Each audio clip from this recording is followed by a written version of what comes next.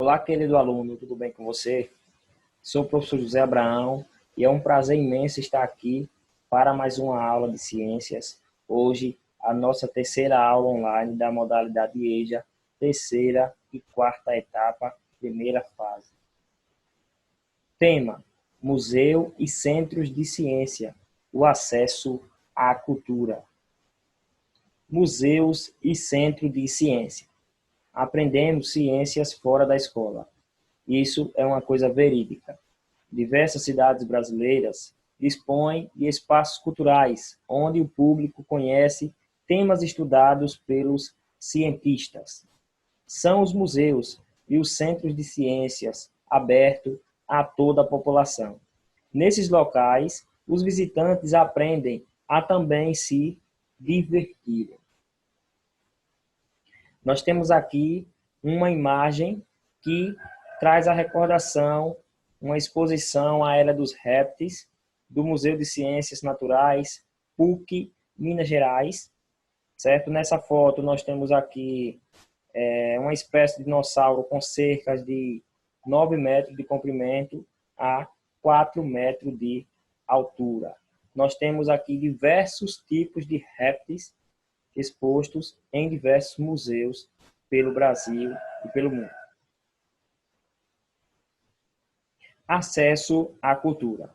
O conceito de paisagem cultural está relacionado com a cultura, ou seja, um sistema simbólico complexo que envolve crenças, valores, hábitos e práticas sociais de um grupo específico. Trata-se de um tipo de paisagem modificada que apresenta um sistema cultural por meio das relações estabelecidas entre os indivíduos da comunidade e a natureza circundante.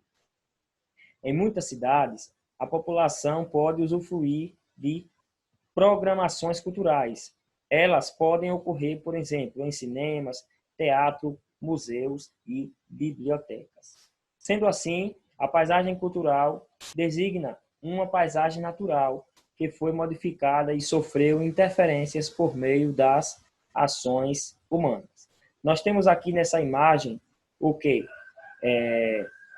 Pessoas que, por meio da natureza, construíram casas, certo? E estão, principalmente, uma transição de uma paisagem natural para uma paisagem modificada. Muitos trabalhadores não dispõem de tempo para o lazer. O trabalho, o estudo e o serviço de casa ocupam grande parte no dia a dia com a parte da mente das pessoas. Nós temos aqui paisagem natural e cultural. Diferente da paisagem cultural, há também a paisagem natural. Ela engloba locais em que a natureza domina, por exemplo, florestas, desertos, matas e etc. É importante salientar que a paisagem natural não sofreu ou teve pouca interferência humana. Paisagem cultural brasileira. Exemplos. O Brasil é um país que apresenta grande diversidade cultural. Portanto, a paisagem cultural é encontrada em todas as regiões do país. Como exemplos, podemos citar as comunidades ribeirinhas, quilombolas e indígenas. Estas contribuíram longe das grandes cidades, sistemas sociais e culturais próprios por meio da interação entre os indivíduos e a natureza que os envolve. Aqui ao lado nós temos uma imagem que traz um exemplo de paisagem cultural brasileira, uma aldeia indígena no Parque do Xingu. Por esse motivo, devemos salientar a diferença tenue que existe entre os conceitos de paisagem modificada ou humanizada e a paisagem cultural. A primeira surge, sobretudo, com o aumento da densidade demográfica, da urbanização e da industrialização. Por isso, é mais comum que seja indicada como aquela que apresenta grandes modificações da paisagem natural, como a construção de casas, prédios e indústrias. Por outro lado, a paisagem cultural é determinada pelas relações orgânicas existentes num território e que apresenta características singulares e especiais. Essas diferenças estão relacionadas com a identidade cultural de um povo. Em resumo, ela é o tipo peculiar de paisagem humanizada que apresenta uma identidade específica. Assim, é diferenciada de outros contextos. Por exemplo, a das grandes cidades, onde quase tudo é fruto de massificação dos meios de comunicação, bem como da globalização. Ainda assim, é importante notar que a paisagem cultural é uma cidade pode ser assinalada pelos locais em que são transmitidas a identidade cultural e histórica do povo que ali vive. Como exemplo, podemos citar as igrejas, mosteiros, monumentos, museus e etc. Muitos pensam que a ciência é complicada e que está longe da vida das pessoas. Quem pensa assim tem um bom motivo para conhecer museus de ciência. Aqui nós temos o Museu Catavento. É um museu interativo inaugurado em 2009 com o propósito de se dedicar às ciências e sua divulgação e está localizado no Palácio das Indústrias, em São Paulo, Brasil. O espaço de 12 mil metros quadrados é dividido em 4 seções: Universo, Vida, Engenho e Sociedade, e conta com mais de 250 instalações, voltado ao público jovem. Foi fundado pelas Secretarias Estaduais de Cultura e Educação, com um investimento de 20 milhões de reais após 14 meses de construção.